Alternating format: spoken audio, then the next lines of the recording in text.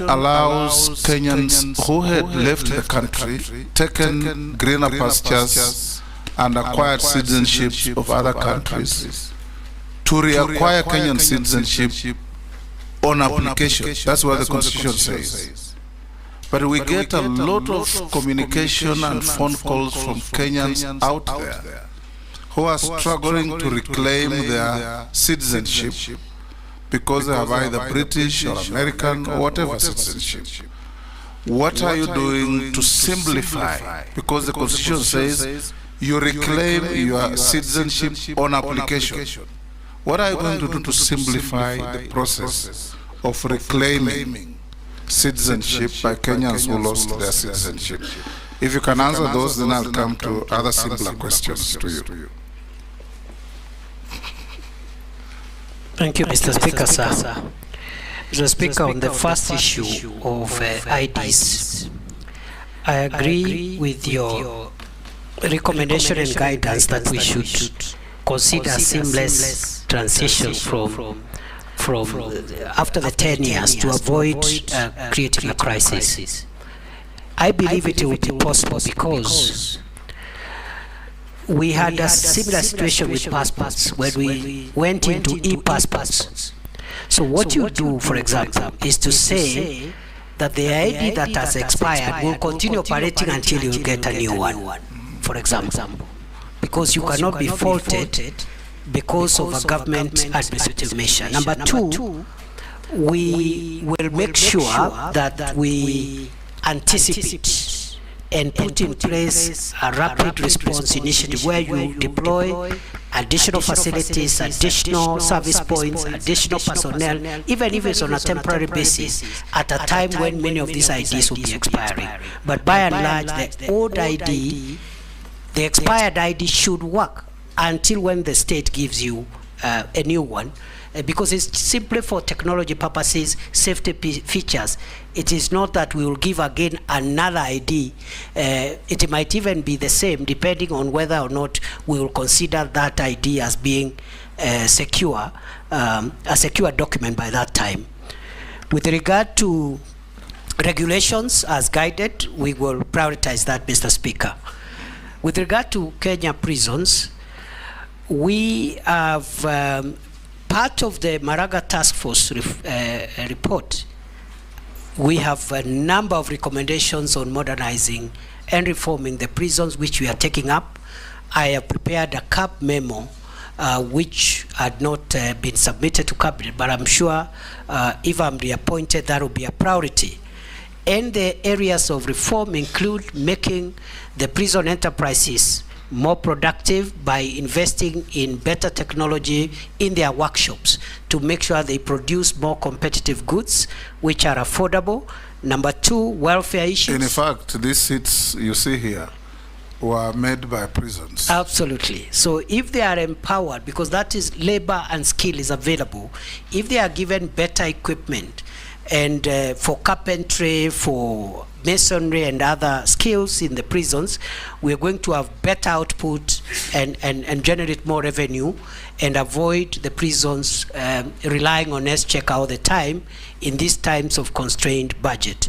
We also want to make sure that we improve on welfare issues, including the terms and conditions of service of prison wardens. Is part of the Maraga Task Force recommendation in consultation with the SRC. We also are working on software issues, for example, providing mattresses. We have a program called One Prisoner, One Mattress program, where up to now we have provided 10,000 from our budget, but also with the support of other partners. And we want to make sure that every prisoner at least has a mattress, as we even work on physical facilities and the housing for our prison warders. We want to construct 28,000, and we have already, I think, I don't have the figures right now, but I think we've done nearly 500 in different prison facilities. We want to do 28,000, which should almost meet the entire demand, because that is almost the population of our prison personnel complement. Other than that, the prison land, there are certain serious encroachments on prison land. The most notorious one is the Kitale prison land, where out of the 3,000 acres, only less than 300 are available. The rest have been grabbed by powerful and former senior people in various administrations and their friends. We will have to recover it. We have engaged the National Land Commission and other stakeholders. We will recover the land. They say that every prison land must have a title deed. Many of our prison lands are not titled, so we are working, they're protected through titling. The last question, Mr. Speaker, sir, you asked is about those Kenyans who are regaining citizenship. We have made tremendous progress, and I want to admit, in line with what the Leader of Majority said, I think the communication is what we need to improve on. We have made tremendous improvement and reforms in the processing of citizenship applications by foreign nationals who want to be Kenyans, but also by Kenyans who had lost their nationality before the 2010 Constitution and are now entitled to reapply. When I came to office, there were 2,700 pending applications. I cleared the backlog within 30 days. Right now, we are receiving applications on a rolling basis. I had directed the Directorate to ensure that from the time of application to the time the Minister signs off that application for regaining citizenship, it should not be more than 21 days. And I think that is work in progress. Lastly, how do we simplify? We will reduce the paperwork. There is a bit of paperwork in that Directorate, yes. And we want to reduce it and go digital and make sure that we even bring the timelines from 21 days to 7 days to possibly 3 days on application. I thank you, Mr. Speaker. Lastly, nominee, do you hold any leadership position in any political party? No. Have you ever been adversely mentioned in any integrity-related reports? No. On investigations? Do you hold citizenship of any other country? No. What is your worth? 694 million. Made of? Made of I have two homes, one in Nairobi and one in Tharaka Nithi. Then I have landed buildings, about 235 million. My two homes are worth 190 million. And then I also have savings in SACCOs and banks. I also do legal practice, so I have a bit of revenue that I've generated through my law firm, and that is it. And I forgot, Mr. Speaker, when I was filling in, I forgot to add, I have vehicles of about 17 million, which are not part of that report. I apologize. I remembered after I had submitted the questionnaire. Honorable members, we received a memoranda from one Eliud Karanja Matindi, Isaac Alwacher, Joseph Mwathi Nyanjui, Khalid Ibrahim, Aisha Adan, Sonia Mushila, Masi Murugi Kuria, Ahmed Sigat, Okio Mtato Koit, David Malombe, and Collins Onyango. We forwarded them to the nominee, and the nominee responded to all of them in writing. We have them on record. Professor, we allocated 2 hours. We've done with you 2 hours and 10 minutes. We want to inform you that this brings to an end our interaction with you. The clerk has checked all your documents against what you submitted, have been found to be correct and in order.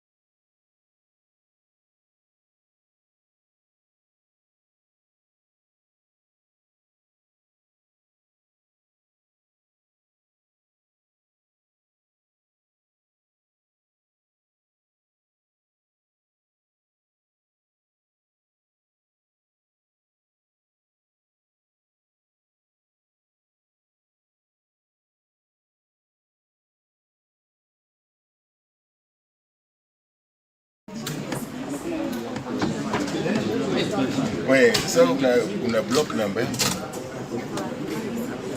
Busy. Kwani kwa kana no, uliweka 530 uliweka 7. Moja. Roja tu.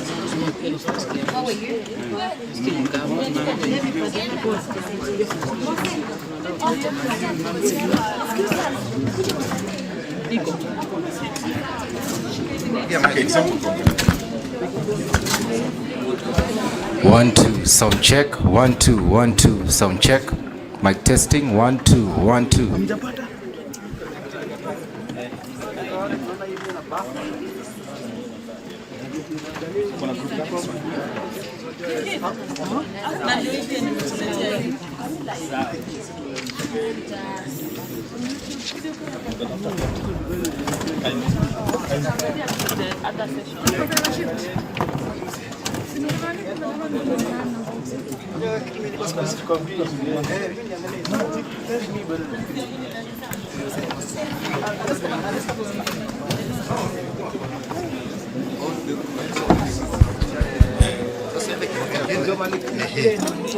Naona hii.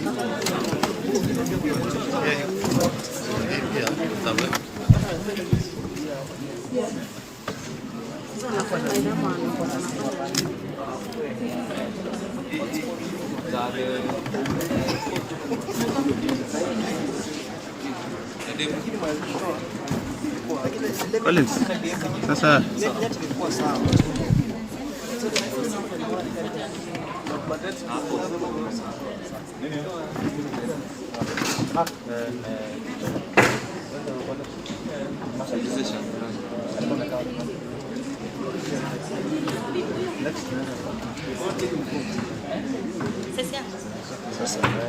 Leta hiyo tena.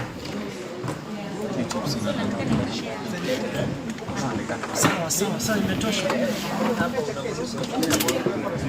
Imetosha.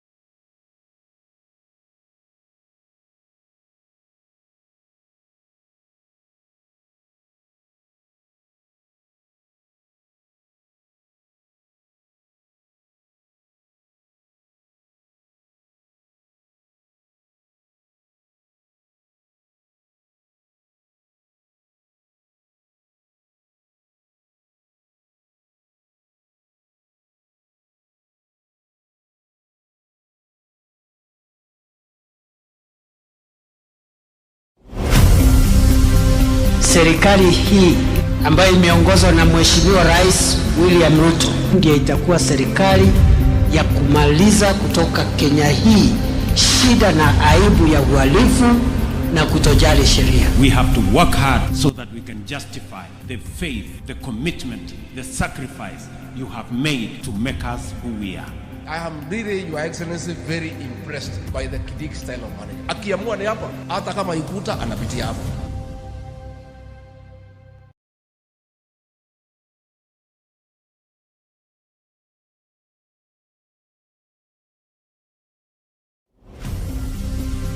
Serikali hii ambayo imeongozwa na Mheshimiwa Rais William Ruto ndiyo itakuwa serikali ya kumaliza kutoka Kenya hii shida na aibu ya uhalifu na kutojali sheria. We have to work hard so that we can justify the faith, the commitment, the sacrifice you have made to make us who we are.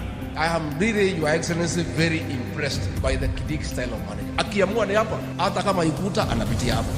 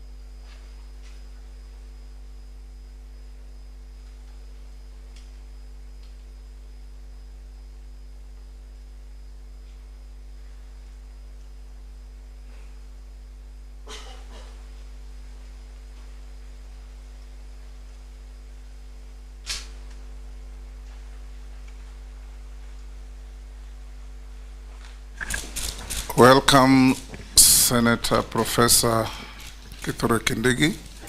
Take your seat. You will take oath after we have made a short communication. Honorable members, our clerk, my deputy, the deputy speaker, members of the press, fellow Kenyans. The Committee on Appointments is established under Standing Order 204 of the National Assembly Standing Orders. It is mandated to consider for approval by the House appointments under Article 152 of the Constitution. In conducting the vetting and approval hearings, the committee shall be guided by the Constitution, the Public Appointments Parliamentary Approval Act, Cap 7F, and other relevant statutes. The committee held its first sitting on Thursday, 25th July 2024, and considered the brief on arrangements that have been put in place for the conduct of approval hearings. The committee held its second sitting on Wednesday, 31st July 2024, where it received a status update on the progress made on the preparations for the approval hearings. It further noted the referral of 2 additional nominees for appointment as the Cabinet Secretary for East African Community Affairs and the Attorney General. Section 6(4) of the Public Appointments Parliamentary Approval Act requires the committee to notify the public of the time and place for holding an approval hearing at least 7 days prior to the hearing. In compliance with the law, the Clerk of the National Assembly published an advertisement in local dailies on 25th July 2024, notifying the 20 nominees for appointment as Cabinet Secretaries and the general public of the place and time of holding the approval hearings. In this regard, the approval hearings are scheduled to begin on Thursday, that's today, 1st August 2024, and conclude on Sunday, 4th August 2024. The committee sitting shall commence from 8 a.m. as with a view of vetting at least 5 nominees per allotted day. In light of the names of an additional 2 nominees being referred for consideration by the committee, advertisements inviting submission of memoranda have been published in the dailies today, 1st August 2024. The deadline for this submission is Thursday, 8th August 2024, and the committee shall resume its hearings for the 2 nominees on Friday, 9th August 2024. During the approval hearings, the committee shall consider the candidates' academic credentials, professional training and experience, personal integrity and background of each nominee. They shall consider the suitability of each nominee for the appointment proposed, having regard to whether the nominee's abilities, experience, and qualities meet the needs of the body to which nomination is being made. Section 6(9) of the Act allows any person prior to the approval hearing and by written statement on oath to provide the clerk with evidence contesting the suitability of a candidate to hold the office to which the candidate has been nominated. In compliance with this requirement, the clerk of the National Assembly published advertisements in the local dailies on 24th July and 25th July 2024, inviting the public to submit affidavits contesting the suitability of any nominee. The deadline for submission of the written memoranda was 31st July 2024 for the first batch of 10 nominees and 1st August 2024 for the second batch of 10 nominees. As at this morning, the committee has received a mixed basket of over 1,300 submissions. 187 of these submissions are in the form of the affidavits contemplated under Section 6(9) of the Act. The rest of the submissions either generally oppose appointment of one or more nominees, are repetitions, are filed in support of the nominees, or are unrelated to the exercise. Those unrelated to the exercise include applications for appointment as cabinet secretaries in the place of some of the nominees. Some of the statements, somebody simply writes, I reject. Another one just says, I oppose. Another one simply says, unsuitable, with no reasons and not in compliance with the law. I want to assure the Kenyan public that the Committee on Appointments shall thoroughly scrutinize each submission made with regard to the approval hearings. Where the submissions received are not in the form of affidavits as required by the Act, the committee shall, as far as practicable, include the concerns raised in the submissions in the questions that it will pose to the nominees. It is only through this that the committee may conclusively determine the suitability of the nominees for appointment. It's important to point out also that not all the submissions oppose the nominations. There are some that just say heck for appointing so and so, thank you for reappointing so and so, and so on and so forth. The committee has also received queries from the public on whether it will be conducting the approval hearings for all nominees, including the nominees who have been reappointed to the cabinet. The committee shall conduct hearings for all of the nominees. Under Section 2 of the Act, appointment includes reappointments. Additionally, Section 3 of the Act provides that all appointments done under the Constitution or any other law for which the approval of Parliament is required shall not be made unless the appointment is approved or deemed to have been approved by Parliament in accordance with the Act. The courts have also ruled that nominee vetting is a serious and mandatory constitutional process that must be complied with even in cases of reappointment. Precedent and practice in previous parliaments and comparative jurisdictions also uphold the cardinal rule on the mandatory nature of parliamentary approval, even in cases of reappointment to constitutional offices.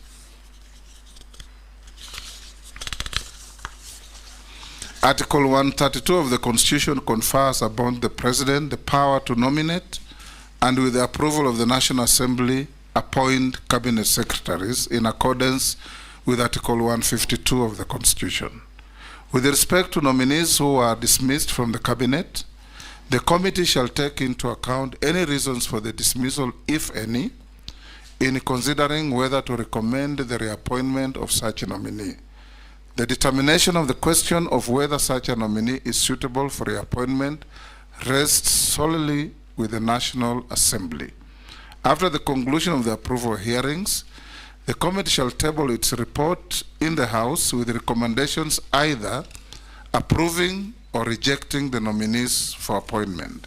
In conclusion, the Committee on Appointments shall conduct the approval hearings guided by the Constitution, the Act, and all other relevant laws. I thank you. We'll now invite the Sergeant to administer the oath to the Honorable Professor Kindiki.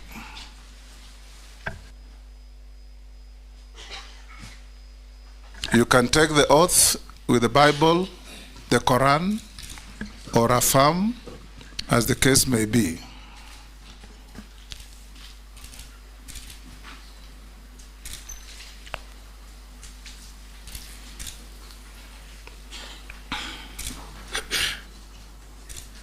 I, Kindiki, do swear the evidence that I shall give before this committee on the matter under its consideration shall be the truth, the whole truth, and nothing but the truth.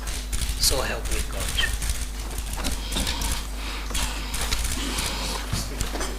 Yes, Owen? I'm wondering whether that is on record, because I don't know whether the mic was on or not. Was the mic on?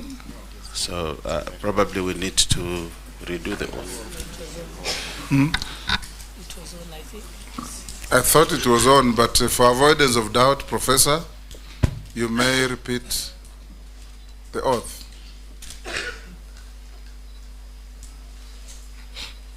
I, Kindiki, do swear that the evidence I shall give before this committee on the matter under its consideration shall be the truth, the whole truth, and nothing but the truth. So help me God.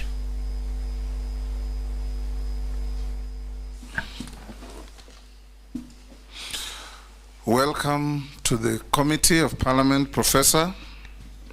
This is the second time this committee is having an opportunity to have a bite at you in terms of vetting and assessing your suitability to hold the office to which you have been nominated.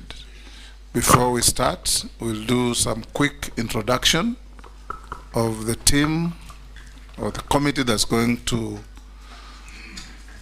interrogate you. On my right is the Deputy Speaker of the House, Honorable Gladys Boss. On my left is the Clerk of the National Assembly, Samuel Njoroge. I'll now invite all the members to introduce themselves, starting with Naisula here. Go round. Naisula Lesuda, Samburu West MP. Kimani Shongo. Junet Mohammed. Nelson Koech. Kosi David. Kikari David. Emase Mary. Abdul Rahim Daud. I'm Ferdinand Kevin Wanyonyi. George Gitonga Murugara. Owen Bayer. Robert Mbui. Stephen Mule. Dido Raso. Abdi Shurie. Mishimboko Likoni. Rehab Mukami Washira. I'm Caleb Amisi Saboti.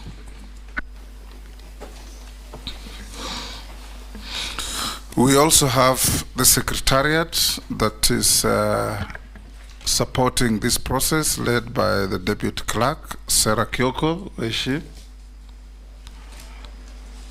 And all those good people sitting behind, who will be giving us some behind the curtain support.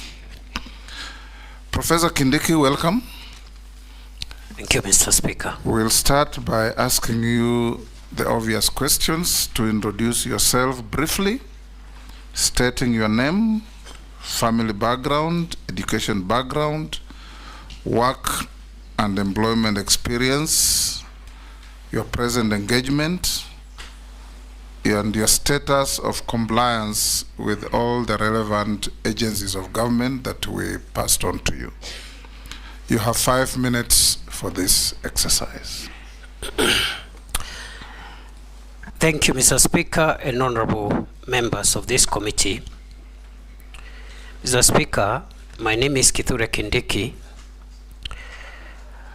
I am 52 years old. I was born in Tharaka Nithi and grew up there, went to primary school there,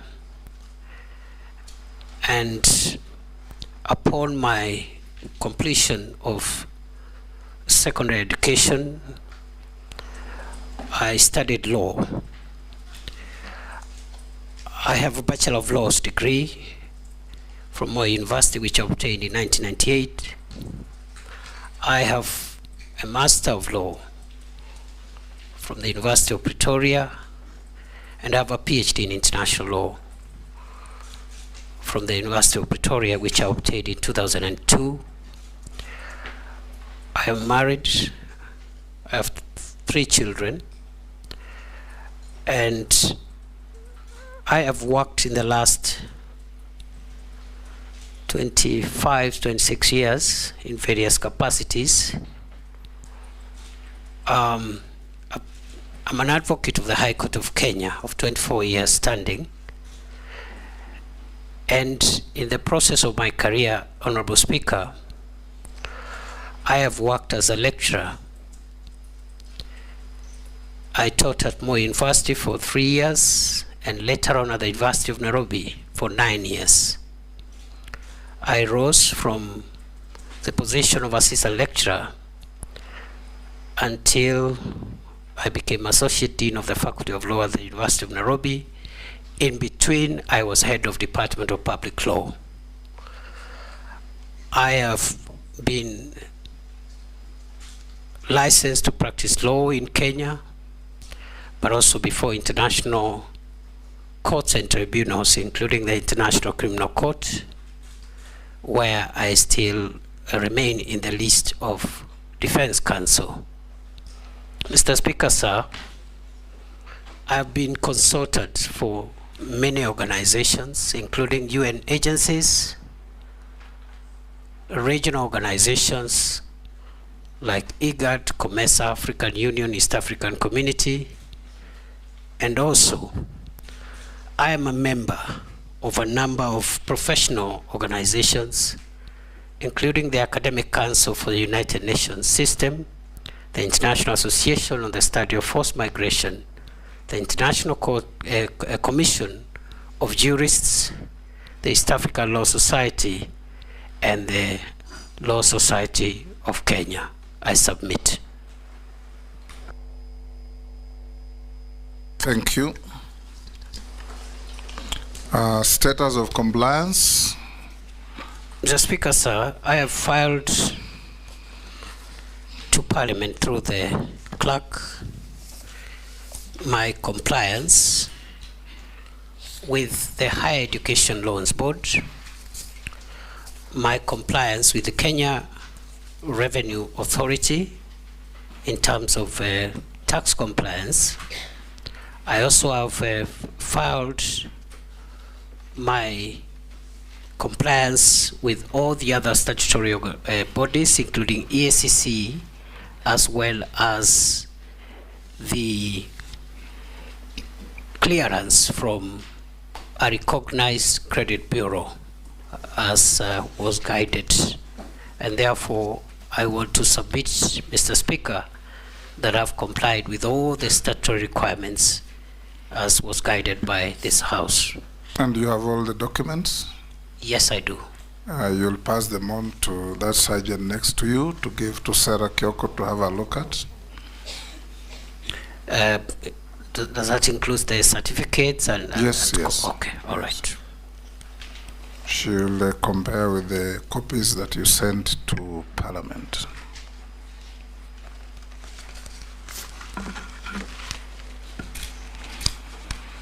I will now open the session for asking and interrogating the nominee. And I'll give the first shot to the Deputy Speaker.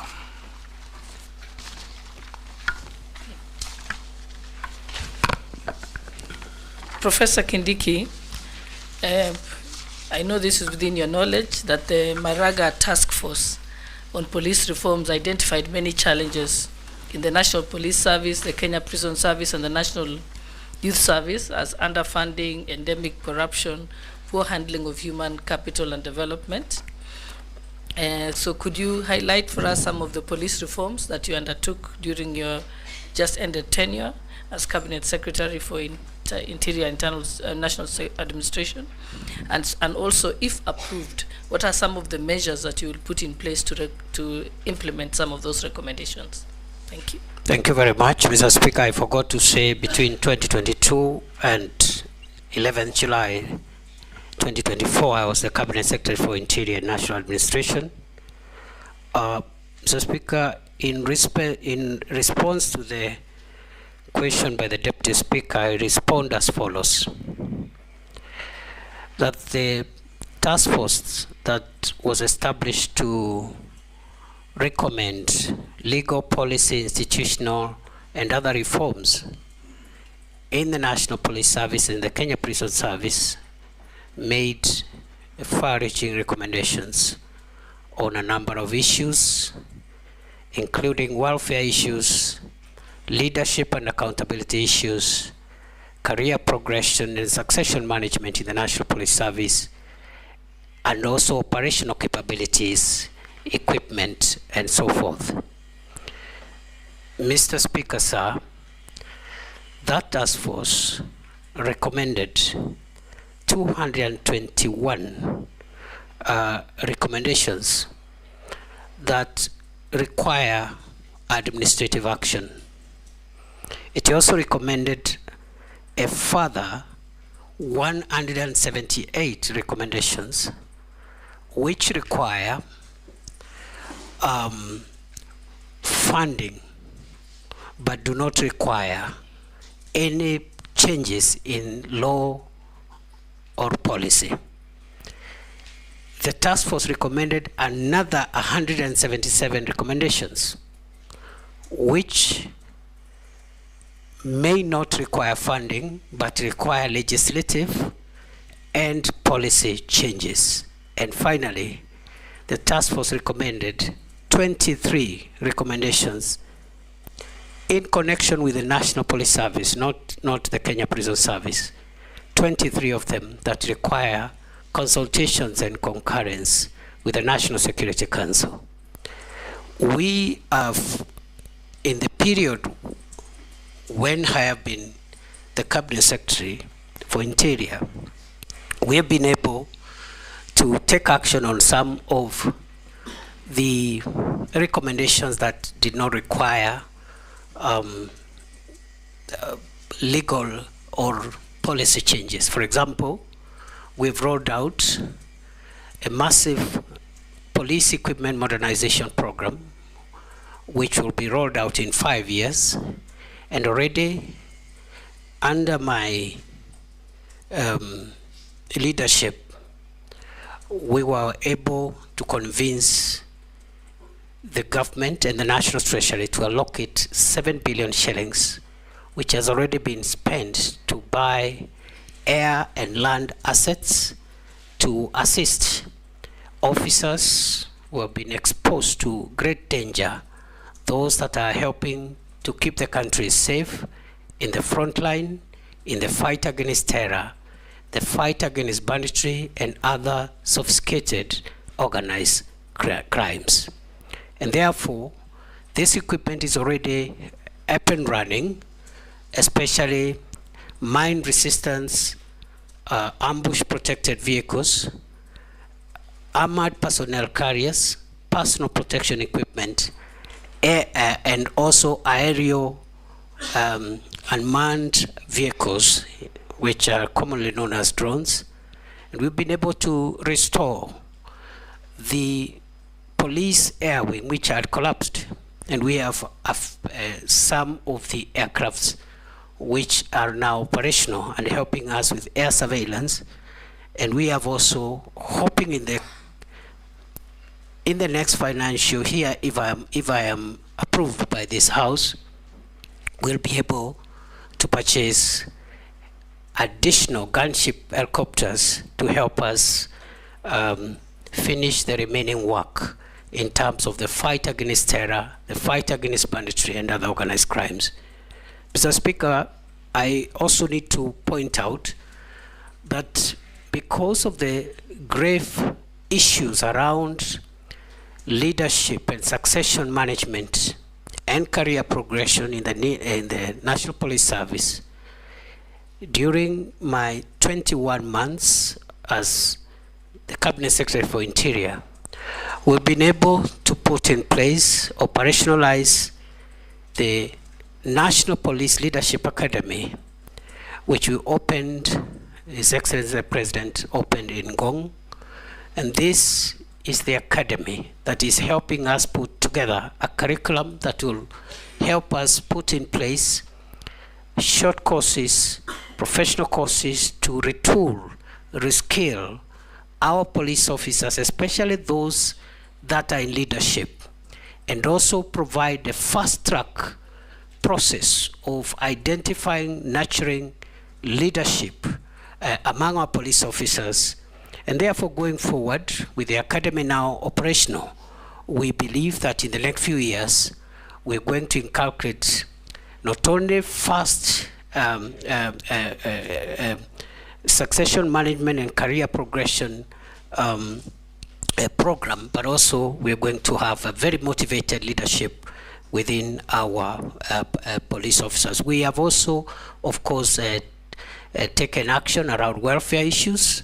Already the increments for the first increments that were proposed by the task force have already been put in place. We have also, in terms of giving motivation to our officers, also operationalized the National Police Service Hospital, which is supposed to take care of those who are injured in the front line so that they are not exposed to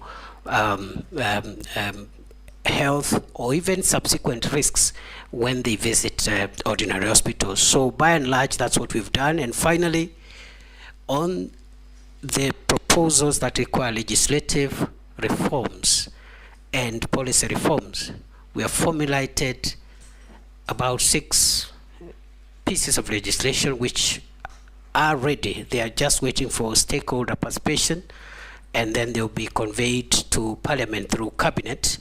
And if I can highlight this as I end that response, Mr. Speaker, they include number 1, the National Police Service Amendment Bill 2024, the National Police Service Commission Amendment Bill 2024, the National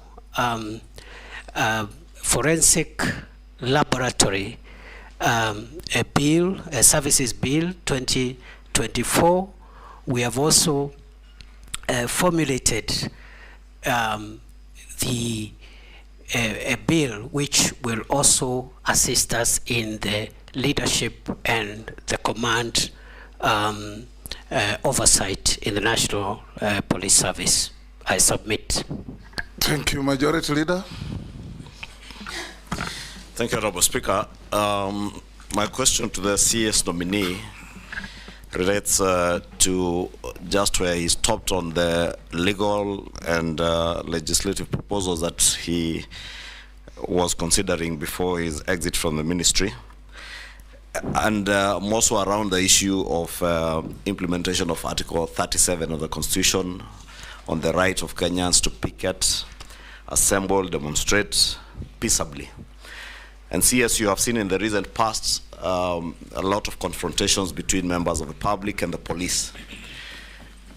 And it's my view that principally why this has been so is because you have failed to designate picketing corners. And Kenyans imagine you can picket anywhere and everywhere, including in some areas that you consider restricted areas. I would want to hear what is it that you would intend to do if you are reappointed and approved by this committee to ensure that there are no more confrontations between members of the public who want to peaceably assemble and picket and the police. Two, there seems to have been a complete breakdown in administrative and security structures in the country. And I say that in view of when you came into office, the Shakahola massacre, where up to now we don't know how many Kenyans lost their lives in Shakahola. We have seen in the recent past Kware here in Nairobi.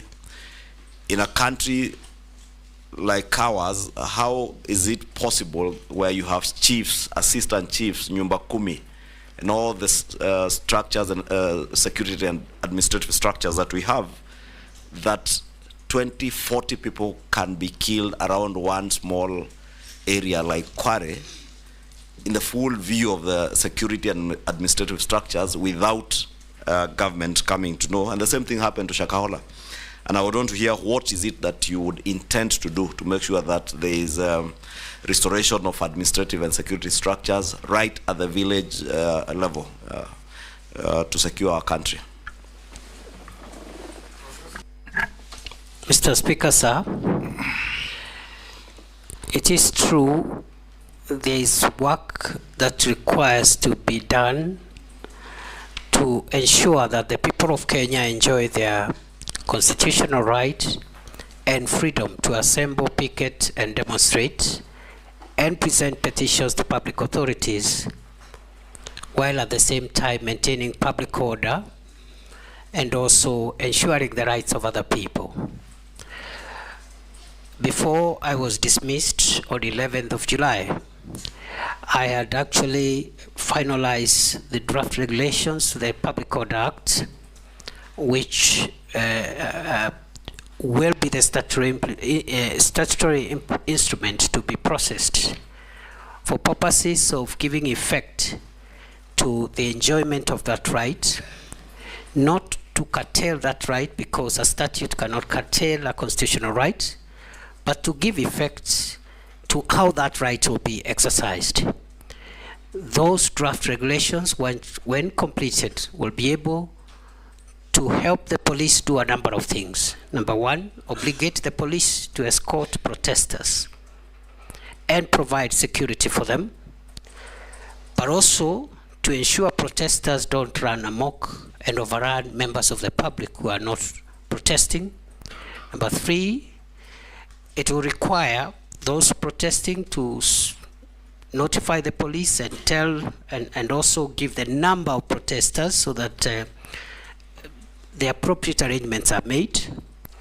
It will also obligate public institutions in all arms of government, all public institutions, to designate an area within their premises or within the vicinity of their premises where a group of protesters who want to present petitions can stand, demonstrate, and present petitions to that public office or that public institution.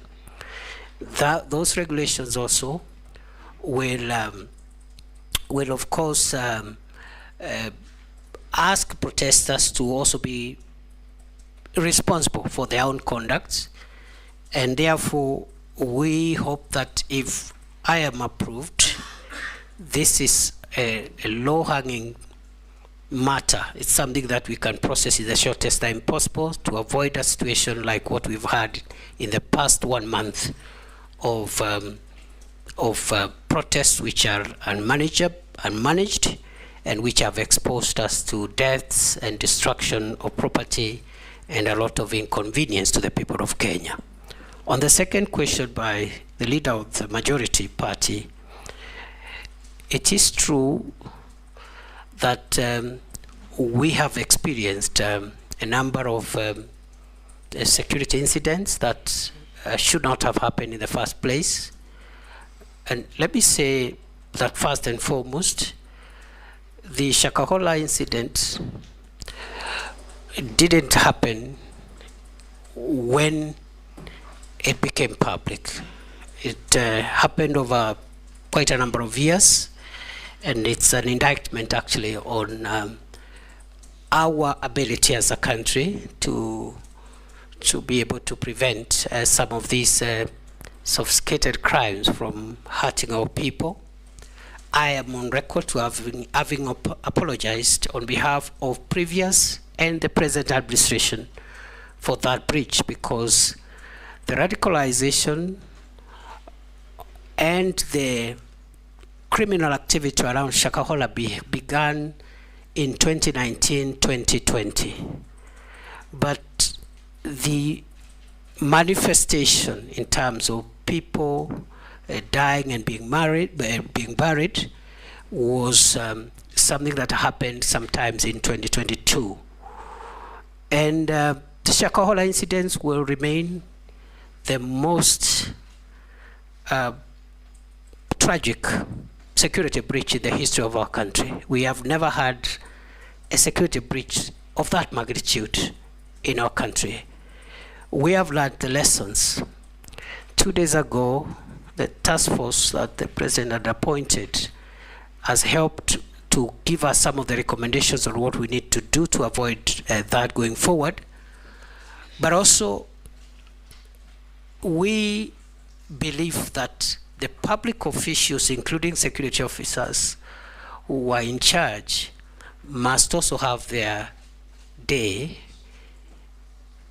in being made accountable. We had proposed the establishment of a commission of inquiry to help us put together the accountability process so that we can have recommendations on prosecution and other action. But the commission of inquiry was stopped by our courts, and we were unable to move.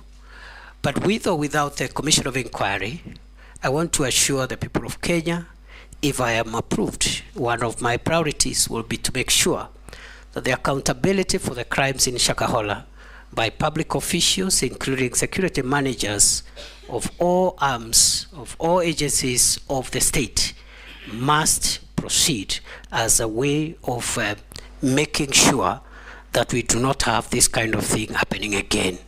It is true also recently we had an incident which is actively under investigations around Kware area.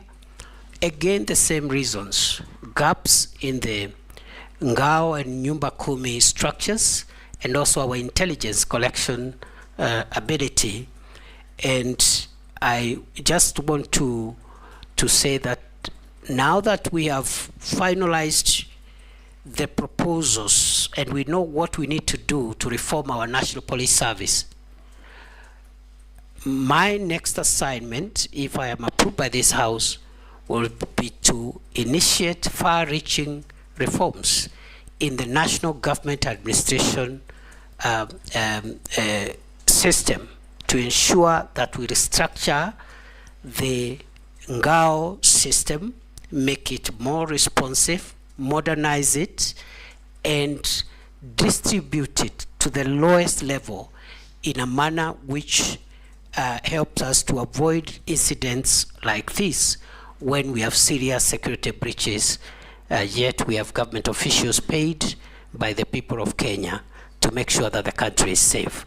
So I want to admit those were very unfortunate incidents, and national security being a work in progress and perpetual project, we have learned the lessons, and we are going to make sure that we strengthen and seal the gaps to ensure that we make our homeland safer than it has been before. Thank you.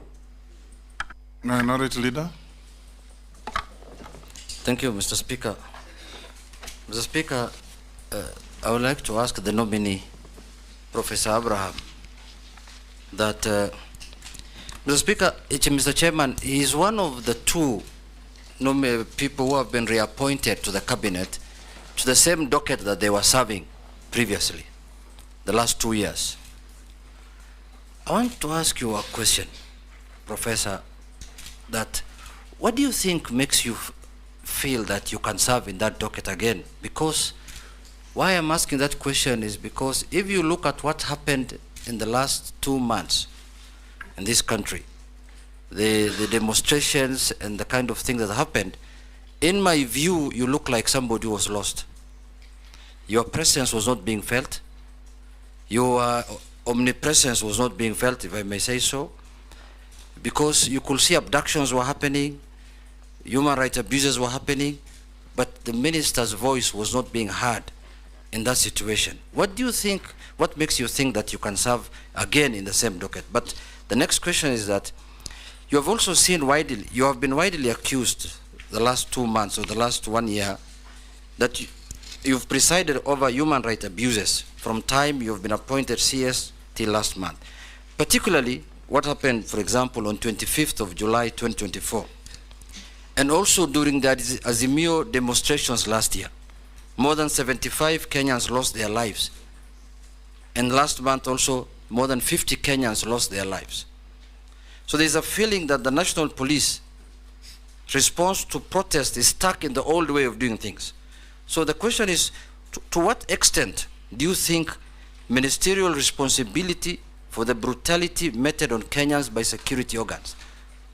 At what level do you think you can take responsibility for that? What new ways are you going now to do to stop that?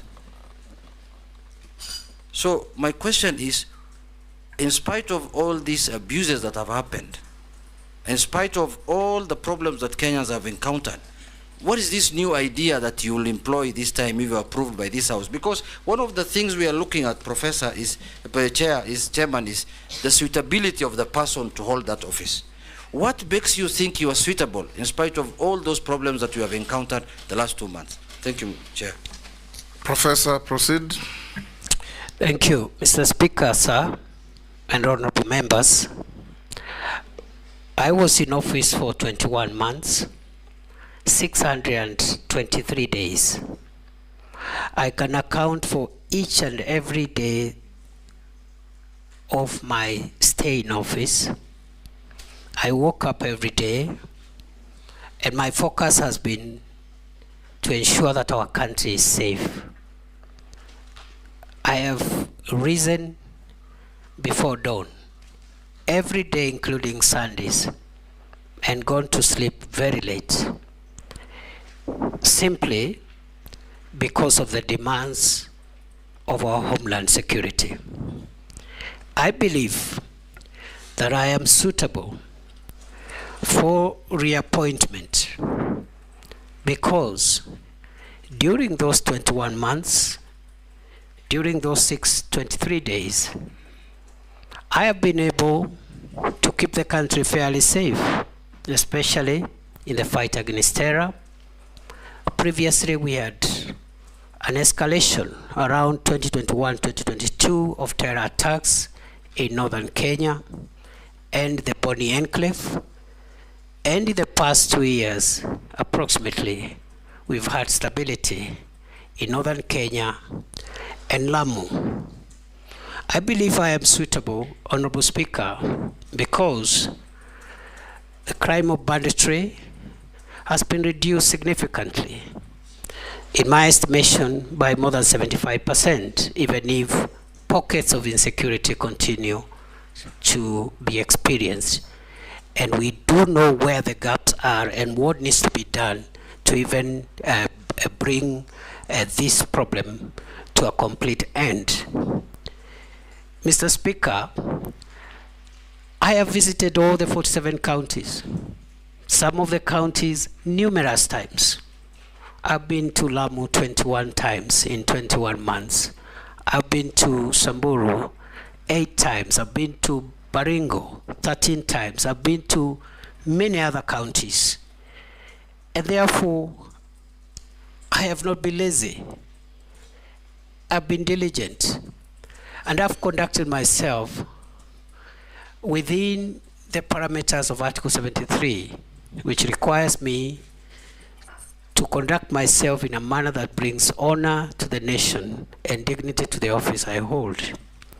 I have worked with officers at the headquarters, but I've also sat down in numerous meetings to work with officers at regional, county, and sub-county levels to make sure that we share decision-making processes and decision implementation processes. I believe, Mr. Speaker, the question has been directed to the events of the recent weeks. And I want to respond as follows. That the reason that I didn't talk every day is because the events the Honorable Member is referring to were mainly operational issues. The work of the Minister, the Cabinet Secretary for Interior, as envisaged in Article 245 of the Constitution, is to give the organs of national security that fall under that ministry policy direction and policy guidance. And in particular, because we are talking about the police, Mr. Speaker, the police is under independent command, Article 245, paragraph 2. There are only two people who can give the Inspector General of Police directives. First, the Cabinet Secretary for Interior, but only on policy issues. Number two, the the Director of Public Prosecutions in matters in investigations of criminal activities. Other than that, operational matters are handled by the command of the National Police Service, and therefore the Minister doesn't give operational directives. We have communicated the policy during my time in office, the policy of the Kenya Kwanza administration on policing, which includes zero tolerance on extrajudicial killings, zero tolerance on abuse of human rights, and restraints in the use of force. Limited only, the use of force being limited only to cases contemplated in the Constitution and the National Police Service Act and the schedule thereto in the defense of life of the officer or the life of the people of Kenya. Therefore, it is unfortunate that during a recent protests, we witnessed the death of 42 Kenyans.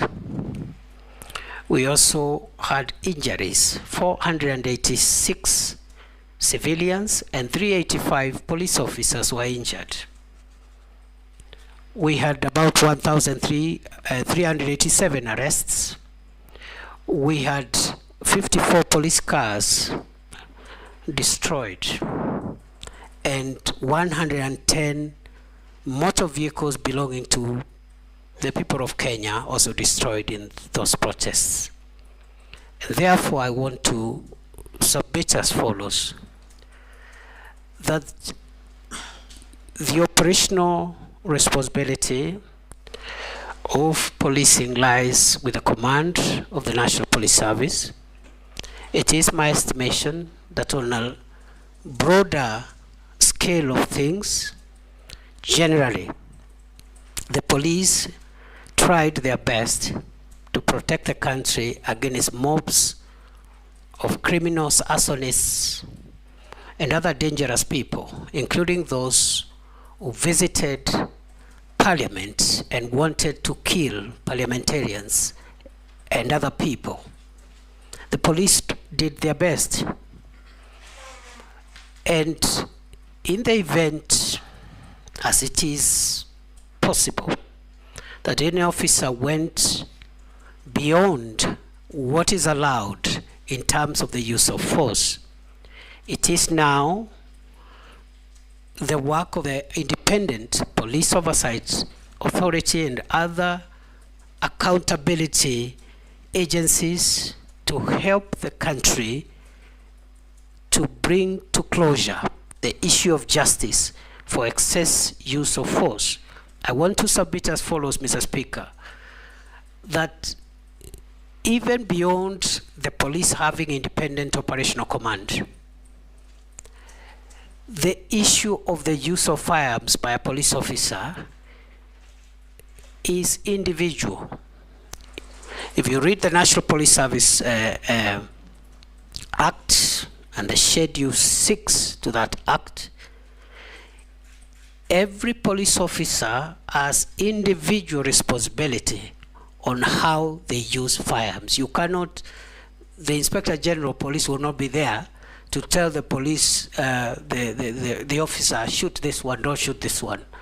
There will be an operational order that will generally guide the police officer. So the accountability of the IG will be on the operational order, which is publicly available, whether that operational order met the constitutional threshold, but the use of force by individual officers is an individual responsibility issue. Other than that, I commend generally those officers who tried their best in very difficult circumstances to help the country come to terms with what happened, and hope and will see to it, if I am reappointed, that the accountability for those who violated the law is pursued conclusively. I submit.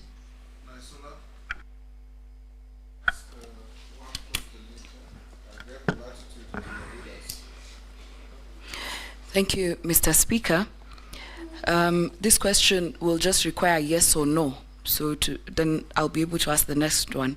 So Professor Kindiki, are you aware that for the last 2 years we have internally displaced persons in parts of the North Rift, that is Samburu County, parts of Baringo, Elgeyo Marakwet, and other parts of the North Rift? It's a yes or no?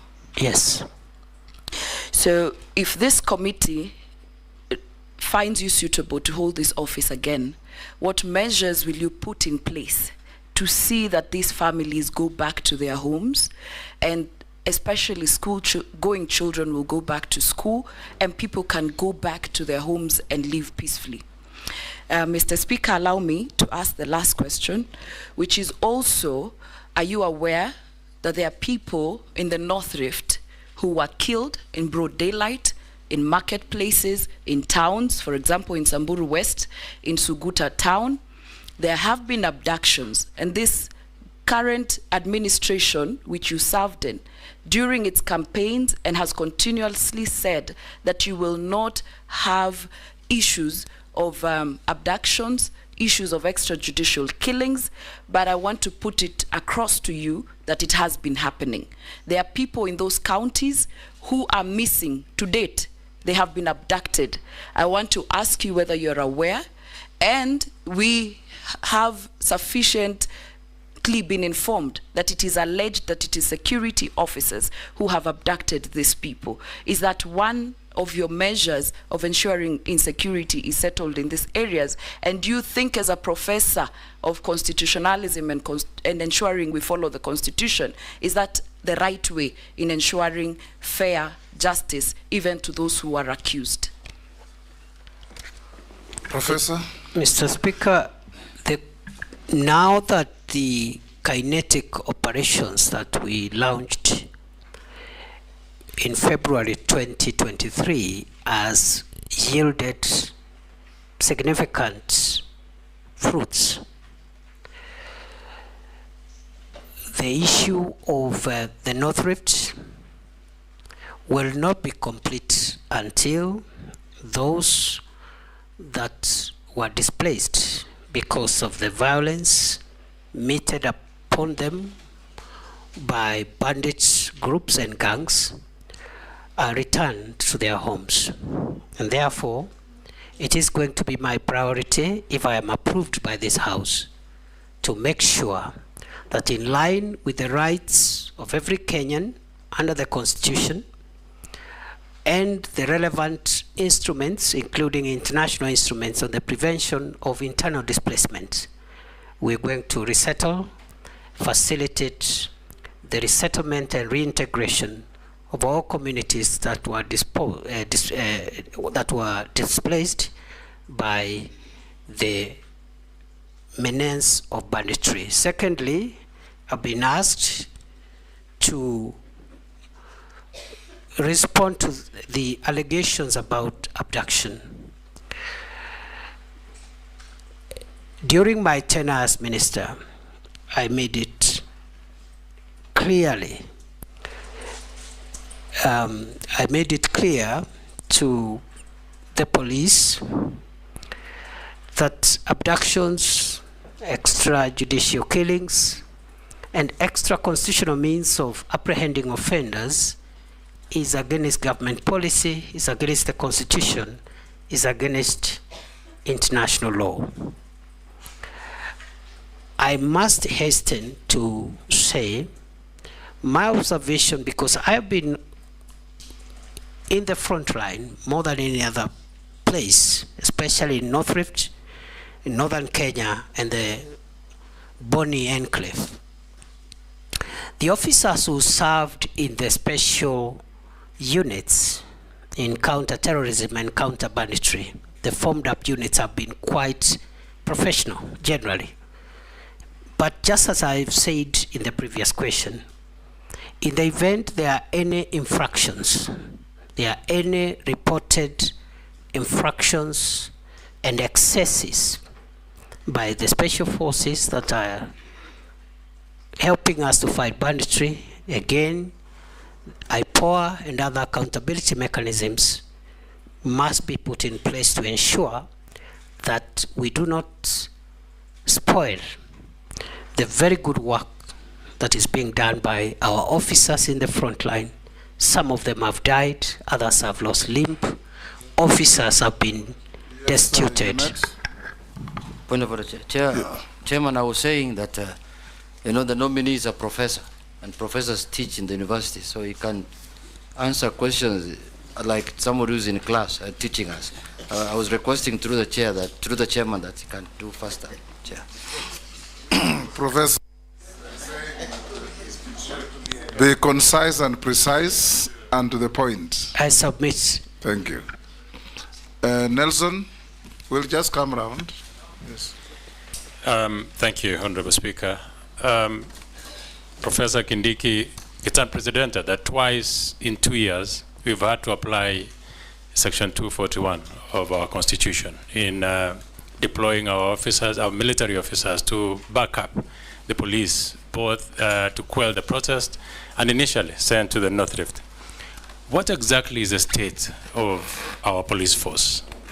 There are so many things that are flying around, gossip, that number one, our officers, police officers, could be demoralized. Number two, is there a situation that you feel the police at some point are very hesitant to execute some of the assignments they're given because of lack of morale? And you as a CS, the accusations that you've not helped in boosting the morale of our police officers. What exactly is the state of our police force? Professor? Mr. Speaker, yes, we have applied Article 241 twice. And I think there is nothing abnormal with that, Mr. Speaker, because that is why that article exists. So that whenever there is need, the National Police Service may request the support of the Kenya Defence Forces to handle either an emergency or a disastrous situation. On the case of the North Rift, it was important to get the support of the KDF because at that time the National Police Air Wing had collapsed. Right now it's operational. We didn't have air assets.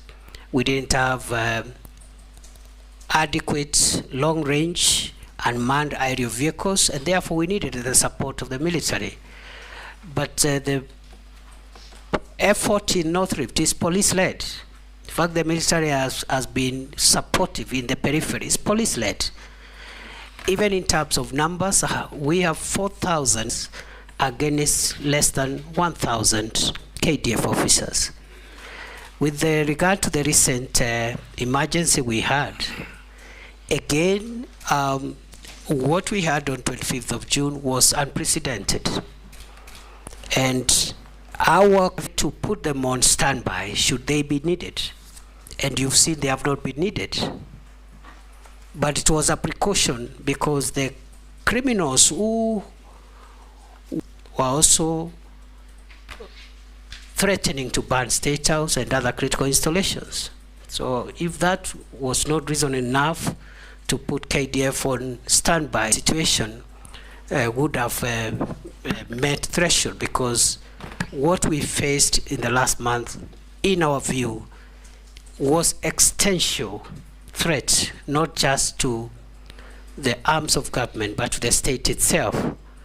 And therefore, the police is in good shape. There are issues of welfare, which we are handling. I've already mentioned about the salary increments, which we have started implementing. There is issues around housing. There are also issues about the leave and so forth and so on. Medication, I've just talked about the hospital that we've established for them, fully fledged level 4 hospital. We have one for the border police again, which again we operationalized under my leadership in Kanyonyo for the formed up units. So yes, there is more to be done, but it is not true to say that the police force is demoralized. They have done a good job, and when it's necessary, we have called in the KDF in accordance with the law when we feel that the situation is an emergency. I submit. Hosing. I thank you, Honorable Speaker, for giving me this opportunity. Professor and Honorable Chairman, I want to rely on section, I'm on this side, Professor. I want to rely on Section 6 and Section 7 of the Act in terms of suitability of the candidate to the position he has been nominated. And in this respect, Honorable Speaker, I want to take the Minister in terms of suitability on his credibility in terms of respecting what he says, in terms of implementing what he says. Because this is the second time he's been given a chance. And Speaker, I want also the nominee to know that absence of war is not necessarily peace. Whatever is happening in the North Rift, Honorable Speaker, there is relative peace. There's no war, but it might not necessarily mean peace. What am I saying, Honorable Speaker? The candidate, as an example, the candidate came to the North Rift.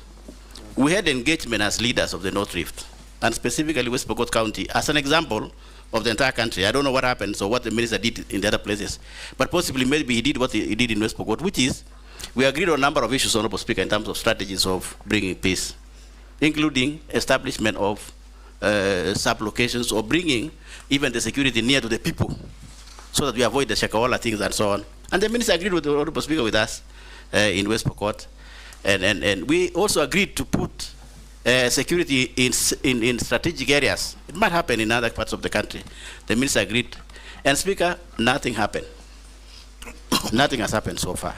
Now, if Parliament sees it fit and approves the minister again for this position, what's going to happen? What is the minister going to do different, Honorable Speaker, to gain credibility among people, among Kenyans themselves, who might feel that the minister lied to them? And finally, Speaker, take home for the minister. This idea of giving police accounting as an accounting or to manage their own money as an accounting officer, I want the minister to take home in terms of the security, the strategic security of this country. What does that mean in terms of security of this country? Going into the future, there are critics, Honorable Speaker, that say How do you give the police the gun and you also give them the money? What's going to happen? It might pose a serious security in this country going forward, maybe many years in the future. I thank you, Honorable Speaker. Professor. Thank you, Mr. Speaker. Mr. Speaker, it is true Those that... are just two simple questions. Did you honor what you did and said in Pokot? And is the police fund tenable? Very simple. Mr. Speaker, it is true that some of the things that I promised have not been realized, especially the issue of operationalization of new administrative units. But it is also true that some of the things I promised have been realized, and I thought the honorable member would be kind enough to notify the House and the country that during the same consultations I had promised that we will provide, train and equip 200 National Police Reservists for West Pokot, which we did. Number two, we had promised to set up a security camp at a place formerly called Lami Nyeusi, which is now called Lami Nyeupe, which we did, and so many other things we did. But the issue of the units is outstanding, and not just for West Pokot, but also for a few other counties, including some parts of Baringo, Samburu, and a few other counties that did not benefit from the operationalization of units, and that is work that we are going to complete if we are reappointed. On the second question, I do not think there is a problem with giving the National Police Service money and control over resources relating to their operations. The operational budgets of the police must be run by the National Police Service themselves, and not by the ministry, not by the Office of the President. And in my view, if there are issues of lack of effectiveness, it is not because the police have their own budget. If anything, it should help them even work more efficiently. Therefore, the question should be,